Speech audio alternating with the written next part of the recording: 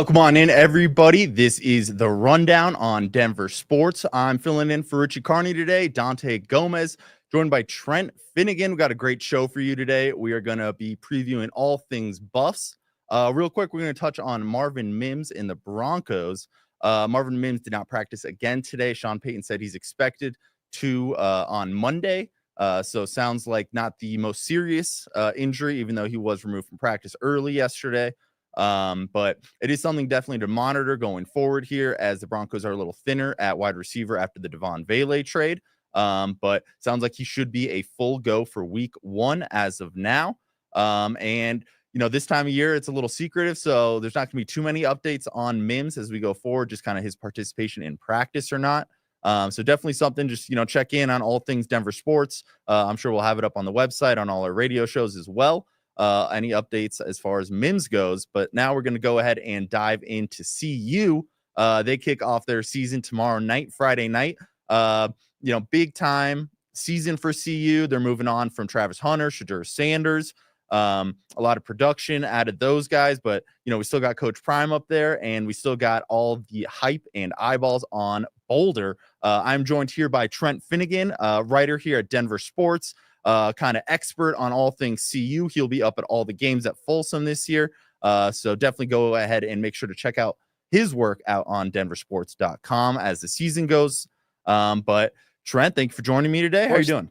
Good, doing good. Appreciate you having me on here, man. I'm excited to talk some Buffs. We got football back finally. Exactly. I know. Long summer. I was talking to my roommate this morning, and I was like, I think we have football 5 straight days here. College football, then a couple days off, then it's full go NFL, college, pretty much every night of the week. So it is that time of year. Well, let's dive into it. We saw Deion named Payton Salter the starting quarterback for the Buffs. Excuse me. He went with Salter over Juju, the highly touted high school guy commit here, freshman. But he went with the transfer senior out of Liberty. And we have his quote here on what went into that decision. Deion Sanders, quote, "We've got 2 guys capable of getting the job done. Payton Salter is going to start. You guys know that. I don't know why you tried to play like he wasn't going to start. The kid has a ton of experience, dual threat, can throw the heck out of the football as well. He's the guy at this point." Followed it up with a quote about Juju Lewis here, the, again, highly touted freshman up in Boulder. And he said, "We're praying and hoping that you see some Juju periodically throughout the game as well. We would like to get him some reps as well, but the game predicates that." So they are going full in on the win now option in Payton Salter. What did you make of that decision? I think it's the right choice. First 2 years of the Prime era, you're building up from 1-11 to 4-8 to 9-4. I wouldn't say putting Juju as a starter would be a rebuild, but it'd be a lot higher risk than putting Salter as a starting quarterback. You got a guy who started 35 games. You got a guy who's won a Conference USA championship. He's played in a New Year's Six Bowl. I think it's the safe bet. And, like you said, we might see Julian Lewis sometime even Friday night. We might have a package for Julian Lewis on Friday. But I think it's the safe choice. I think it's the right choice. This team has 38 seniors on it. That's a lot of people who are in win now mode. And especially for recruits, if you're pitching to recruits, like, hey, come to Bowl. We're building something special. And then all of a sudden you play a bunch of young guys, you have a down year. Recruits aren't going to look too hot at that. So I think Salter's the right choice. It's the safe choice. And, we might see Julian Lewis by week 6, but you got to start safe. You got a really good opponent in Georgia Tech coming to town. I think it's the right choice. Yeah, I like the decision too. One thing I will say about Deion Sanders, I don't think he's ever made a decision based on how safe it is. It seems more like he's going to do whatever he wants to do, whatever he thinks is best. But I agree with him. I think it's the right move. You're in win now. It's college football. It's not the NFL. There is no 2-3 year plan. College football, it's you got to go out there and win every game. And that's what I love about college football is even if you are 5-6 going into your rivalry game, you want to win. You want to beat the other team on the other side of that field right there. So it's all, every single game you're going out there to win the game. And I think Deion Sanders knows that. Can't kill the momentum he's building within this program. All the hype, the eyeballs. You don't want to go out there and, like you said, have that rebuilding season. Mhm. As far as his quote on, we want to see Juju out there as well. Do you expect that to be in a packages role, if the game's not in hand, either direction, if they're blowing out Georgia Tech, if they're getting blown out? Or do you think even in a close game, we could see both quarterbacks play on Friday night? The way he made it sound was not that, hey, we're up 38-0 and we're giving him some reps. It made it sound like, hey, it's the third quarter, it's 3rd and 12, and we need to go get a first down. We're going to put Lewis in to go give us a big play, make a big time throw for us. So I don't know if it'll be more of a spread package, kind of similar to what we saw in the offense last year with Deion Sanders at the helm. And, they might lean a little more run, tight end heavy with Salter. But the way, and obviously you said the game predicates that, but it seemed like he was willing to throw him out there into the fire if they need a big throw. Maybe if Salter's struggling, that could be another thing. The game predicates that, Salter, maybe he's got 2 interceptions in the third quarter and the offense is a little lackadaisical. So I would not be surprised at all if it's a 1-possession game in the second half and you see number 10 trot out on that field. And I think he's ready. He's shown a lot of poise, or ready to play a couple snaps. He's shown a lot of poise in practice. He looks good in practice. He's very mature for his age. Remember, this is a guy who's supposed to be a senior in high school right now. Oh yeah, he early graduated, Exactly. right? So to early enroll. This guy was supposed to be a senior in high school, reclassified. He joined the bus for the Alamo Bowl last season. I think if you need 4 or 5 throws out of him, I think that he's ready to step up. I mean, they went all in for this guy, flipping him from USC. So I do think that we will get a couple snaps, a special spread package for the young freshman. Yeah, I'd love to see it. I'm excited to see Juju out there. And, he's kind of, Salter is definitely it's more of a term for the NFL, but a bridge quarterback that we see a lot in the NFL, where Juju seems to be more of the future. As far as Caden Salter, I know his game and Juju's game are not quite the same. Juju's more of a pocket passer, can extend some plays here and there, a decent athlete, but Salter's more of that dual threat option that, Coach Prime mentioned in his quote there. How do you expect this offense to look this year with Salter compared to last year with Shedeur? I think you're definitely going to see a lot more tight end action. There's been reports from practice that people have been seeing a lot of 2 tight end sets, even 2 running back sets, which last year they brought out 2 tight ends for 2 snaps in the Arizona game, and everyone was like, oh my goodness. So I think that's going to be different. Get the big boys out there, try and establish the run a little bit. But he's shown in the past, he can sling it. 2023, he had almost 3,000 yards, 32-6 touchdown interception ratio. So he can throw it, but I think you're going to see a lot more 1-2 tight end sets instead of just spreading it out and letting him throw it. So the thing is, Pat Shurmur's got to get creative with it. He's struggled at getting creative in the past. He's just run zone, zone, zone, zone. If you can pull some tackles, get some option, and he's coming from a spread option offense at Liberty where they ran the ball a ton, and he had some great runs there. But I think it's on Pat Shurmur to make this offense look a lot different and create some misdirection, and that will open up some running lanes for him. If he can get the ball running and attack the ground, then that opens up the passing lane. So I think it's on Shurmur. I know Salter has it in there, even though he had a down year in 24. Shurmur's got to get creative. That will open up the offense for Salter to kind of show his full arsenal on display. And when you say run the ball more, on these creative runs, are you talking about Salter himself running the ball or actually handing it off to some running backs? Because we didn't see too much of that last year. Are you expecting more, handoffs and pitches and actual running backs running the ball versus just Salter scrambling or designed runs for Salter? When I talked to guys at Media Day, DeKalen Taylor was one of them. He's a new transfer in. They said they're running the ball, and they've been emphasizing it all offseason. And I think Salter will help with that and getting some design QB runs. We can get another blocker in the pattern. However, they said the same thing last year. And then the Nebraska game comes around. They run the ball, I think, 11 times in that game, and it was just a disaster. So everyone's saying at camp this year that CU's going to run the ball. I'll believe it when I see it. And I do think that they're going to come out and try and establish it early. But again, they said it last year. It didn't happen. So I'm going to wait for Shurmur to actually prove that he's sold on running the football this year. Yeah. Hey, I think as Pat Shermer said, we're fixing to find out. So that'll be exciting to see how they're able to attack the game on the ground. Let's shift over to more of a bigger picture on the team, not just the quarterbacks. We're going to talk some strengths and concerns for the Buffaloes. And this could be season long, individual matchups, whatever, kind of however you want to take it here. Where do you see the strength of this offense being in 2025? Wide receiver core, 100%. And it's tough. You lose Travis Hunter, you lose LeJohntay Wester, Will Shepherd, Jimmy Horn. Those are four guys who dominated the production for the Buffs last year. But you got Marion Miller is healthy, coming back from that brutal ankle injury he had after his great performance against Kansas State last year. Draylon Miller is back. Joseph Williams, the transfer, he's coming in from Tulsa. He was the AAC Freshman of the Year.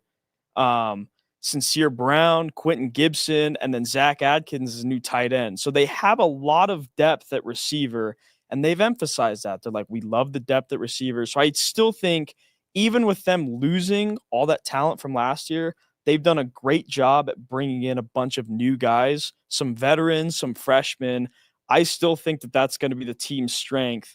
Now, Salter's got to get them the ball, obviously. It's not going to be Shador back there, who we saw last year was a great college quarterback. The NFL story might be a little different, but I do think that the receiving core will still be the strength of this offense, even though it's getting a total makeover.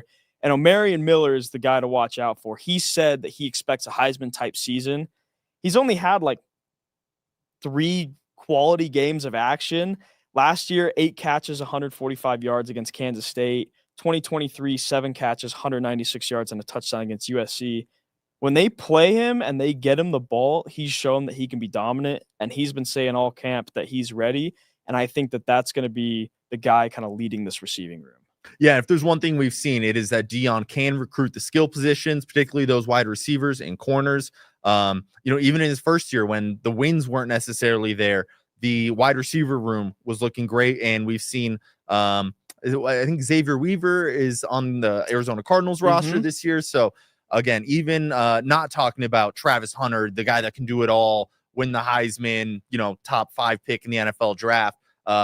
Deion has shown that he can recruit and get talent at that skill position to come to Boulder. So I agree with you there. I definitely think it'll be a strength. You kind of stole my pick there, so I'll pivot here. I'll go with the quarterback play. I know we just did a big deep dive on that there just here. So, but I think between Salter, a guy that's been there, done that, veteran quarterback, and Juju, who is, again, just a highly rated recruit coming out of high school here, has shown that he has the arm for it. Got a little bit of tutelage under Shador Sanders at the very end of last season. I think that could even help going forward. He's got an ex-NFL offensive coordinator, or as his offensive coordinator, or ex-NFL coach as his offensive coordinator this year in Pat Shermer. So I think he's getting good coach. They're getting good coaching down there. They got some good talent down there. So I think between the wide receiver and the quarterback, it should be a strong passing game for the team. And then we'll flip that. Concerns for the Buffs, particularly on offense. Where do you go for that? I think it's Pat Shermer is my concern. And like I said, he showed last year where they would get to 3rd and 1, 4th and 1, and they would run the ball out of the gun and it would not work. They would run these bubble screens that would get blown up. He had a lot of questionable play calling in big moments. I'll never forget the Kansas game last year. They had 3rd down in their own end of the field. They couldn't get a stop, but they had brought it back to where it was just whoever's going to score last is going to win that game. And he ran some weird slide action play. Sanders ended up getting sacked. The game was over at that point. They could never recover. So I think the weakness is on Shermer. He's kind of gotten conservative in big moments last year with his play calling. And, obviously the run game could be a concern as well. The offensive line is a lot of questions. The new running backs, DeKalen Taylor, Simeon Price, are a lot of questions. But I think that their biggest weakness this year is going to be Pat Shermer, because I don't know if he's going to have the guts to get aggressive when he needs to.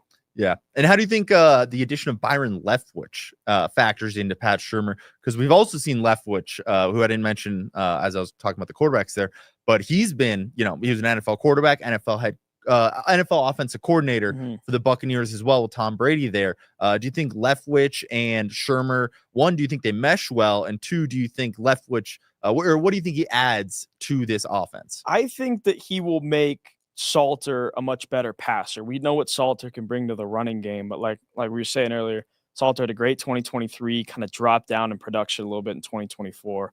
I think that Leftwich, his experience, he's worked with so many elite quarterbacks in the NFL. I think that he's going to be able to elevate Salter's game back in the passing area. And then obviously at the same time, he's helping develop Lewis down the stretch, or for the future, excuse me. So I do think that him and Shermer will work well together. I don't know how much his presence is going to impact the play calling and whatnot. So that's kind of, there's just so many questions with this team heading into this year. So I think it's going to help with the quarterback development, but I don't know if the play calling is going to change at all with him alongside Shermer on the sidelines. Yeah, definitely fair to say there's a lot of question marks as far as the Buffs go. Just a whole new era of Buffs football. For my concern, area of weakness here, I'm going to go with the offensive line. I know they have Jordan Seaton, big guy out on the left side there. He's going to be a staple of this offensive line. Probably more of a leadership role as well, as he comes in as a sophomore this year, returning starter. But if I'm not mistaken, I believe the other 4 starters on the offensive line are expected to be new guys to this system. And, offensive line is one of those where you need to create some chemistry. You need some continuity together. You need some reps together. And I'm not sure how much of that you can, recreate in practice situations that we've seen throughout fall camp here. So I'm a little nervous about the offensive line, particularly early in the season. I agree with you. And like you said, chemistry is the biggest thing. And you have a center battle between Zarian McGill and Cooper Lovelace that Shermer said, you guys will find out Friday. It's like, okay, so somebody's starting there. You have some experience at the guards. But like you said, experience doesn't hold a whole lot of ground if you don't have any chemistry with each other. And we know what Seaton's going to do. Seaton's going to protect that left side. He's going to be elite, just like he was last year. But an offensive line is a 5-man unit. And that's like looking at the Denver Broncos. That's what make the Broncos offensive line so good. They have chemistry. All of them are good. If your blind side's good, but the rest of the line is iffy and shaky, maybe Georgia Tech should be able to take advantage of that. So I agree with you. That's another big weakness for this offense at the start of the season, at least. Yeah, it'll be interesting to see how that offensive line holds up. Who's starting, first of all, as we're only a day away here and we still don't have announced starters as far as the offensive line goes. And then let's kick it over to the defense. We'll make this one a little bit quicker for you. Actually, we got a question here from Daryl Washington Sr. Trent, I'll kick this over to you. How is Colorado's linebackers looking? Are they more physical this year? So that was going to be one of my questions on the defense, actually. You have Martavis French and Reginald Hughes are likely going to be the 2 starters, 2 transfers. They got 1 year to play one. They bring experience, but again, it's kind of the same thing as the offensive line. They don't have a whole lot of chemistry. And you saw with this linebacker room early in the year last year. Late in the year, Nakai Hill-Green was great, Levanta Bentley was great, and they meshed together. But early in the year was shuffling through North Dakota State, Nebraska, Colorado State. And there were some iffy moments at times. And then when they finally got that chemistry, they locked in. They were phenomenal for a few weeks there. They were getting compared to Alabama. But this year, I think Hughes and French are going to be the 2 guys to start, even though, like you said, maybe we'll get a depth chart one day. Who knows? I do think that they bring good physicality to the table, but it's just they're not battle tested at the power 4 level. And that's the thing. You can have so many reps and against group of 5 teams, against FCS teams. But this is a team that went toe-to-toe with Georgia in Athens last year. So Hughes and French are going to get tested off the bat. I do think that they bring good physicality. They do bring good size. But at the end of the day, it's their chemistry. If one guy fills the right gap, but the other doesn't know where his partner's going to go, and he fills the wrong one, cutback lanes open. So I think they bring good physicality, but that chemistry is really what concerns me. Yeah, definitely. Just a lot of moving parts offensively and defensively, as Trent alluded to there.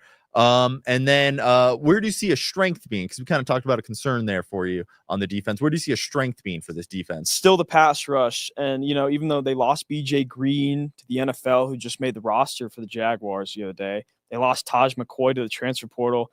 But they got Arden Walker returning. He's a Cherry Creek product, local kid, and Sam Okunlola returning. They showed flashes last year when they got their reps. It was more of a committee in the pass rush, but I think that that's still going to be a strength. They got a bunch of solid guys who can attack the quarterback off the edge. They can use strength. They can use finesse. I think that they dominated. They were the reason why Colorado's defense was so good last year because they terrorized these quarterbacks. And I think that even though they lost two really good guys, they're still going to have enough depth this year to sort of replicate that. Yeah, and we've heard a lot of the CU coaches referring to depth. I believe Robert Livingston, the defensive coordinator, rising star defensive coordinator in there up in Boulder. Livingston referred to, this team's fastball will be the depth of the team. So yeah, I'm right there with you. I think this pass rush will be able to get after the quarterback. And like I said, Robert Livingston, I think he's going to be a head coach in the in the college ranks or potentially a NFL defensive coordinator one day. I think he has is a good trajectory going here from his first 2 years in Boulder. So nothing but up for him from here. And it's bad news for CU fans because he is one heck of a coordinator, and there are plenty of people eyeing him for either higher paying jobs or even an NFL job. So Boulder's hoping he can stay around as long as possible, but he's shown in year one he's a great coordinator, and that's not a good sign because there's always bigger fish to fry in the coaching world. So yeah, and recommended from I believe Mike Zimmer recommended him, Coach Sanders there. So could not be off to a better start for Livingston up in Boulder there. And let's get a little bigger picture here. We'll talk some expectations for the season. We have their win total based on a lot of sports books, 5.5 games. Their odds to win the Big 12, 28-1. That is 10th within the conference compared to the other teams in the Big 12 there. So we can just start off with, do you think they hit that win total 5.5? Are we going over on that one? I do. I got them winning 7 games. I got them going 7-5. And, they crushed the win total in 2023. They crushed the win total last year. Last year was also 5.5. I don't think they're going to crush it this year, but I do think that they can get the 7 wins. I have them losing to Georgia Tech, BYU, Utah, Arizona State, and Kansas State. Those are my 5 losses for them. There are a couple swing games in there. There are a couple trap games on the road that they can lose. They have a tough schedule, but I do think that they hit that 5.5, excuse me. And then the 28-1 to win the conference, I just don't. Maybe next year I could see it. That conference is so good this year. I mean, do you think they're in contention late? Do you think we're, early November and it's one of those where like, hey, if they go 4-0 and another team slips up, they have a shot there? Or do you think they'll be out of it by about the halfway mark of the season? I think if they're 5-0 and they beat BYU at home on September 27th, then I think so. But I think that the conference championship, just like last year, is going to be 2 teams with 2 losses. It's just that conference is crazy. There's so much talent in it, but I think that they have to beat BYU at home to have a shot to be in the running for the conference. If they lose that game, I just don't see where they're going to make up other wins that the Arizona States, the Utahs, the BYUs are going to have because those are all the favorites at the top. And even like another sleeper, Kansas looked really good in week 0. They looked speedy. I know they're playing Fresno State, but it's just this conference is so much fun. There's so many good teams. And I mean, CU being 10th, projected 10th in the odds at least, that just is an ode to how talented this conference is because it's really could be anyone's fight come October 1st. So yeah, a lot of depth in the conference. We saw last year Arizona State projected to finish last based on the media poll, go out and win the conference, in convincing fashion, particularly in that Big 12 championship there. So definitely the wild west of college football is that Big 12 here. A lot of good quarterbacks throughout the conference as well. I would consider it the best quarterback conference in the country. So definitely a lot can go on there. Yeah, I'm right there with you. I think 7-5 feels about right.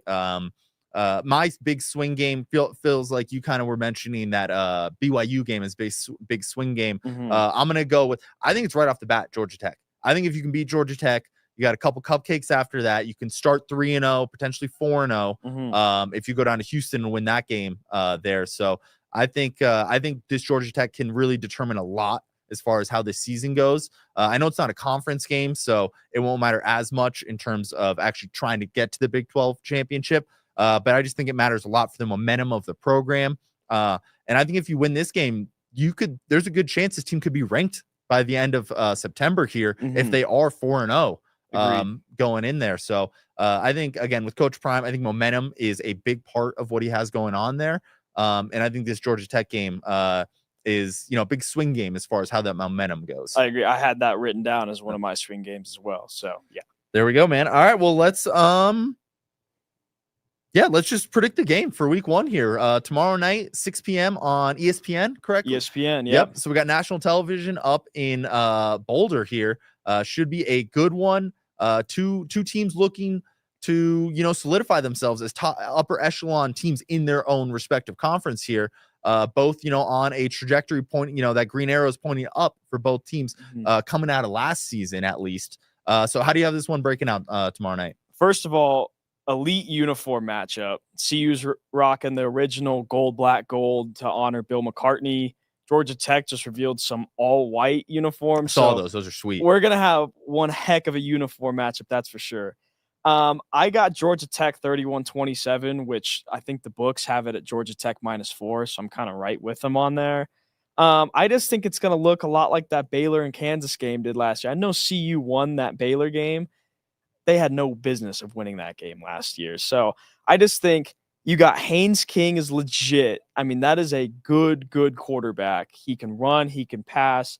And here's the thing, he's not super good against man coverage, which the Buffs ran the 4th most man coverage in the country last year.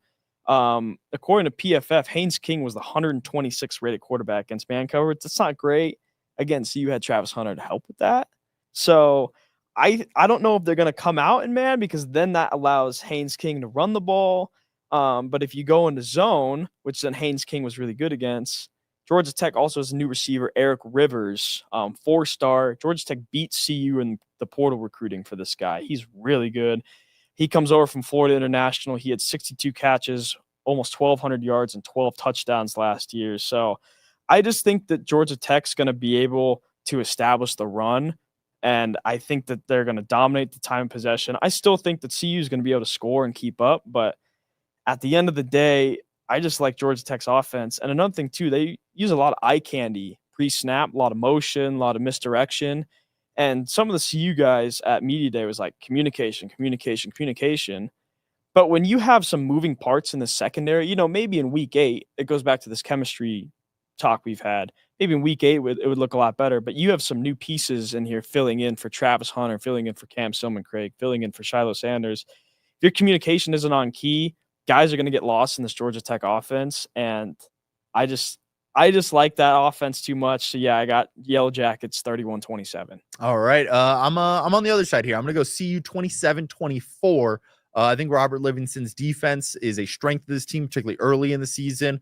Until the offense gets going. And I think Caden Salter, seasoned veteran, will, the moment won't be too big for him, starting, the season off here. So I got CU. I'm not as high on Haynes King as well. Okay. I've seen him play a lot of football throughout the years. To me, there's a reason he's still at Georgia Tech. There's a reason he didn't declare for the NFL draft at any point. And, I don't think he's quite NFL, projections in terms of like body type and arm and all that stuff regardless. But I've just seen him play a lot of football. None of it's really impressed me. So I'm going to go CU 27-24, maybe get a little Folsom magic there. Folsom magic. Walk-off field goal, something like that. Maybe overtime. Who knows? I think it'll be a close one. I think we both see it going that 100%. Way. But awesome. Well, we will find out tomorrow night. Like I said, ESPN 6 p.m. Mountain Time. As the Buffs kick off their season and a new era of CU football here. No Shadur Sanders, no Travis Hunter, and it'll be exciting. All eyeballs will be up on Folsom tomorrow night. That'll do it for us. We're back tomorrow at noon. Richie Carney will be back in, and we'll see you tomorrow, guys. Thank you.